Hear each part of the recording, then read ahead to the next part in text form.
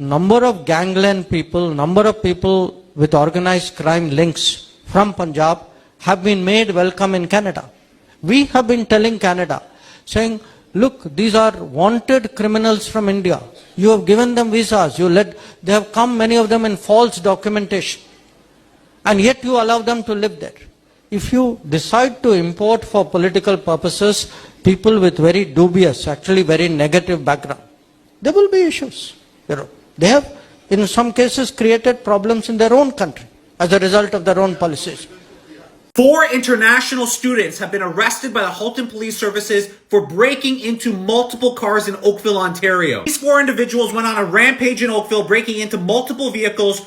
Gurparka Singh of Brampton, Ashdeep Singh of Brampton, Ken Avpreet Singh of Brampton, and Dilpreet Singh, also of Brampton, were arrested and charged with the following: mischief, theft, fraud, unauthorized use of a credit card. All 4 accused have been held in custody pending a bail hearing. Each accused is currently in Canada on a student visa. This is the issue that we have in this country. Unmitigated, unchecked mass immigration has put all of our communities at risk. These are students, international students, doing these type of crimes. Our immigration program in Canada has been a complete failure. We have brought in criminals, organized crime rings from around the world into Canada to terrorize our communities, terrorize our families. We need change in this country. We need to have common sense immigration policies in Canada because we've let in the entire world's scum to terrorize all of us. Crime in Canada is about to get worse. Every fall when it starts to get darker earlier, criminals from all over the world, they literally fly here for the sole purpose of committing crimes. Police chiefs and politicians from right across the country, they are very well aware of this. Every single one of these individuals arrived in York Region from outside the borders of Canada. And we believe their sole purpose for coming here was to commit crime for profit. And these criminals are not amateurs either. Some of them use signal jammers to block alarms and disable Wi-Fi based security cameras, which you may have stalled around your home or your business. The police are doing all they can. They're just as frustrated with the system as everybody else. The systems that continue to fail Canadians. Canada is soft on crime. Everybody knows it. If the suspects are caught and they stay in the country, like in prison, taxpayers foot the bill. If they're forced to go back to their home country, then there's almost no punishment for them at all. And as usual, the victims are left picking up the pieces. So what do you think should happen? You guys want to hear a horrifying story that's coming out of Ontario, Canada? A grown man was caught trying to pay money to a 15-year-old girl to have intercourse with her, and he was given a lesser sentence because he was an immigrant. You heard me right. A man tried to have intercourse with a child, and he was given a conditional discharge to help him stay in Canada. There is something deeply evil about a government that chooses to keep a pedophile in the country instead of protecting its kids. The whole justification that the judge gave was essentially, well, if he gets deported and has his career screwed up for this, it's too harsh of a sentence because other people have gotten lesser sentences for the same crime. Well, that's crazy. Instead of doing that, how about we actually just give the guy a super harsh sentence, and then moving forward, we make super harsh sentences for anybody and everybody who thinks that this is an acceptable thing to do. This is just another case study in how Canada is being overrun by morally corrupt, morally ambiguous idiots who have no idea about the consequences of their actions. This judge had the opportunity to do the right thing and take a strong stance, and instead they chose empathy and fairness. Alright, family, welcome back once again to the channel. I hope you are having a great time. Now, Canada is taking in more criminals into Canada. Criminals are seeking asylum in Canada, and apparently Canada is taking them in without even doing a proper background check, a proper criminal check. So apparently we are seeing such reports, like for example the one from the Minister of Foreign Affairs of India. He's literally saying that they warned Canada of taking in criminals from India. They have committed crimes in India. The Indian government has a wanted warrant on them, but apparently these people run and go and hide in Canada, and Canada is giving them these visas. And this is not happening in India. It is happening because majority or Canada is allowing in many immigrants to come and settle in Canada without even doing proper background check.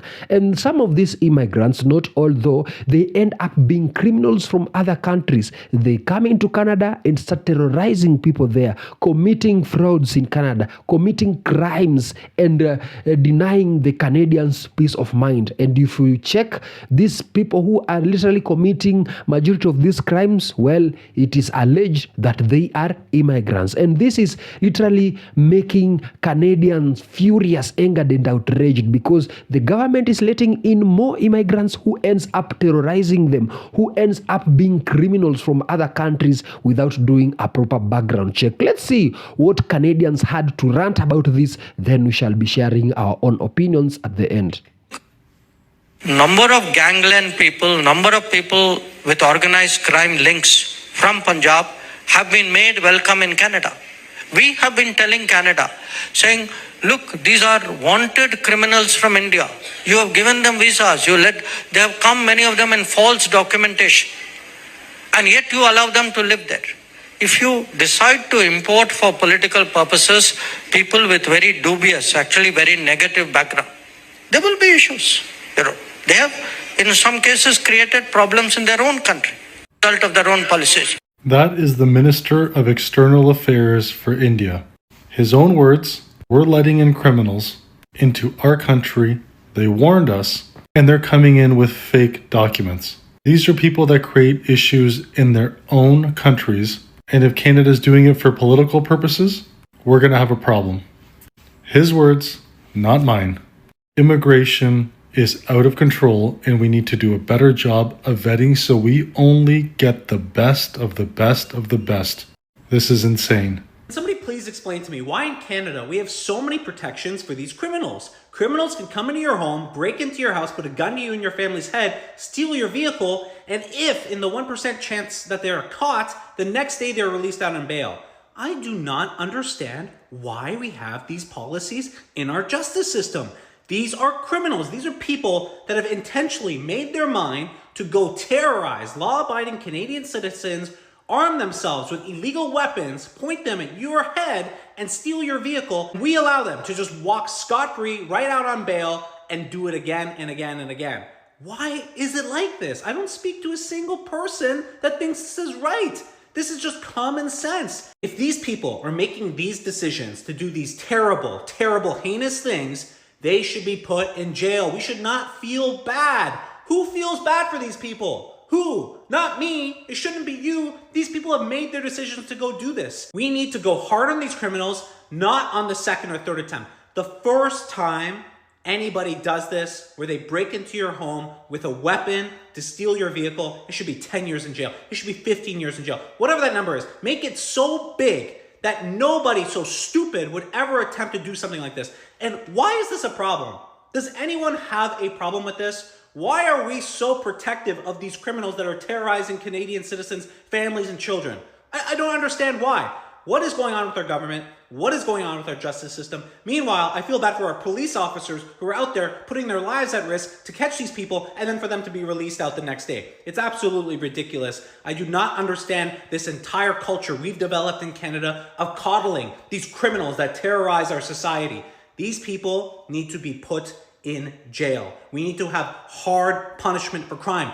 What is the point of a civilized society if we do not have laws and order in our communities to protect us? What is the point of all the laws if nobody's following them and we do not enforce them? And the enforcement not being enforced enough and the punishments not being severe enough to stop this. We need change in Canada. We need it immediately. Canada has become a playground for the world's most dangerous criminals. But don't take my word for it. Here's the Minister of External Affairs from India.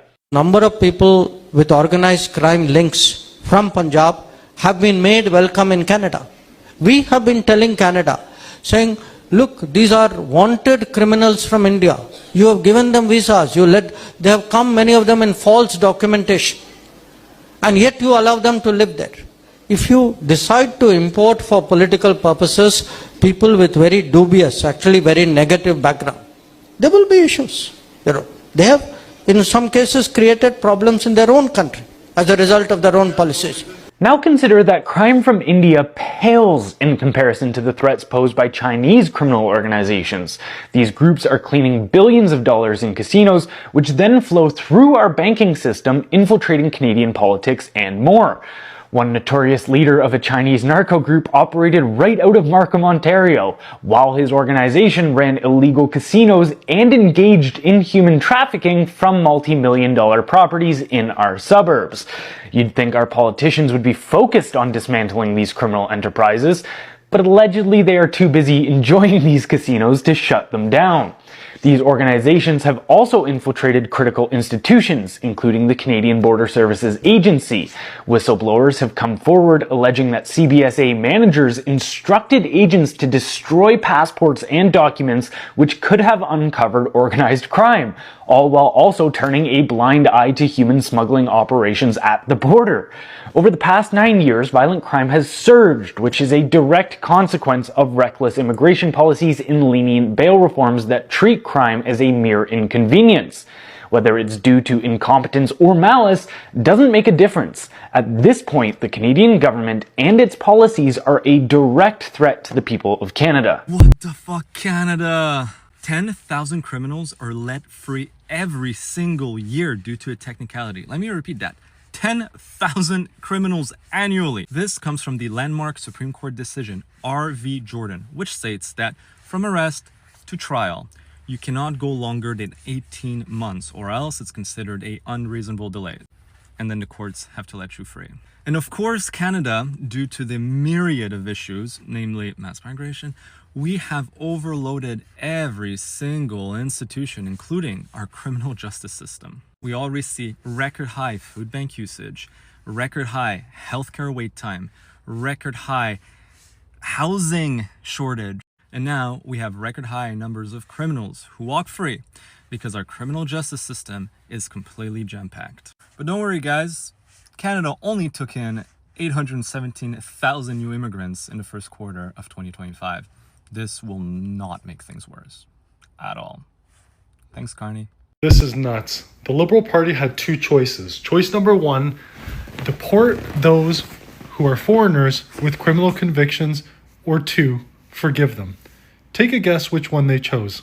Yes, they forgave them. In fact, thousands of foreigners with criminal convictions were forgiven by Ottawa over an 11-year span. And you want to know what the crazy part is? We don't even know the extent of what the convictions were. And in fact, there's 17,500 people, foreigners with criminal convictions in Canada that were forgiven. The Liberals' immigration department forgave those convictions. This is absolutely nuts. It's disgusting. And this is exactly why our streets are not safe. I showed up at a customer's house today, personally to meet them, to introduce myself to them, and to let them know that I'm a real guy and I own this company, Durafilm. They told me that their family member in Scarborough was just broken into. They broke the person's skull with a hammer. I've said it before, and I'll say it again. Businesses like mine should not exist. But the reason they exist is to keep Canadians safe from madness like this. We have so much uncontrolled crime thanks to the Liberals. We definitely know that there's at least 17,500 foreigners that came to our country that had their criminal convictions disappear just so they can stay in the country. Guys, I'm telling you, it is much worse than what you think and what the media is showing you. If you want to protect your family, if you want to protect your home, and you live in the Greater Toronto area, reach out to me. Someone from my staff will hook you guys up, will help ensure that this madness doesn't spill into your home. Ridiculous. This is the biggest drug bust in the history of Peel region. Goddamn, we got Canada's Indian cartel before we got GTA 6. Amazing. But we got the usual culprits and two Changs involved in this shit. I guess a little bit of diversity at the workplace doesn't hurt. But, I could swear, that guy with the orange turban was my Uber Eats delivery driver last week. I wonder what happened. This is the Pelican project, which the Fed started a year ago, last June 2024, and they haven't fully concluded the investigation as they're still on the hunt for a couple more suspects. But during the duration of this, we found out this week that they were able to seize 479 what the fuck? kilograms of creatine bricks. which is worth almost 50 mil. This is what happens when you open the floodgates to your country and allow these imbeciles to come in without conducting any sort of proper background checks. And as the years go on and on and on, we're going to start to hear more of this stuff happening. I do wonder if this is one of the driving forces for people coming from India into this country and getting themselves involved in the trucking industry, because we know the trucking industry doesn't pay like it used to. Unless you're trafficking drugs, that's a different story. But, I've had people reach out to me via email telling me that a lot of these guys don't actually get their trucking license from the Ministry of Transportation. They would much rather go to, Singh's trucking company or Pajit's trucking enterprises to acquire their trucking license. So I do wonder if that's kind of the motivation and mentality here. And by the way, a lot of those guys who have those $1 million mansions in Brampton and places like Castlemore and the Gore Road, you already know where they were able to get that kind of money. I first reported on this months ago. I called it. I knew it was going to happen again, and I knew it was going to get worse. It's a loophole that needs to be closed. In Canada, we need our government to act, and to act fast. There's a bunch of people who got caught, extortionists. They're not Canadian citizens, and instead of being deported, they just claimed refugee status. And what you see him doing there is exactly what you think it is. These are foreign nationals. They were identified by BC's extortion task force, and once the CBSA got involved, they said, hey, we're refugees. And as a result, 14 suspects have been put on hold until Immigration and the Refugee Board decide whether they have legitimate cases for asylum. The CBSA, they can't take any further action. They now have to wait. By making this refugee claim, they delayed their deportations for years. They just bought 4 years in Canada with subsidized health. If they want to go to school, it's subsidized. If they need public assistance, that's subsidized by you. And in October last year, the RCMP warned us, and they said that Indian agents were involved in serious criminal activity in Canada, including extortion. Indian diplomatic and consular officials were allegedly involved. And India hasn't acknowledged its alleged role in these violent crimes, nor has it publicly vowed to stop. And instead of deporting them, instead of investigating them, our own enforcement agencies, they're handcuffed. Their hands are tied, and they have to wait. This is the hypocrisy of Canada. It's disgusting. The government can put an end to this if they choose to, but they've chosen not to. It's absolutely repulsive. Well, let me make myself clear on this one. If it was one Canadian complaining about the same issue, or two, or let's say three, we could have just said, well, these Canadians, they don't just want immigrants in their country. But now, very many Canadians are talking about the same thing. What does that mean? It is becoming a pandemic. It is becoming a crisis. Canadians are experiencing this. Canadians are seeing this. And if they are the ones who are seeing this, they are the ones to call out the government for the things that they are doing. Why? You see, what's worse is that the Canadian government is protecting immigrants. How? These criminals, when they get caught committing crimes in Canada, the Canadian government discovers that they are criminals but immigrants. So they give them lesser sentence, or they just bail them out using Canadian taxpayer dollars. They are receiving lesser sentence, so they will continue committing crimes, knowing very well that the Canadian government will protect them because it's immigrants. And even what's more is that if a Canadian commits the same crime, he or she will get a very harsh sentence compared to an immigrant. That is to say, Canadians are saying Canadian government does not love them, because if Canadian government would have loved them, it means that they could have been guaranteed safety. The Canadian government should guarantee safety. How? Do a proper background check. Before issuing these visas to immigrants, do a proper background check, because these immigrants are coming in Canada in the name of immigrants. But apparently, some of these immigrants are real criminals wanted in their countries that have committed many crimes in their countries. And then their country has put them on a wanted list. So they seek asylum in Canada. And what does the Canadian do?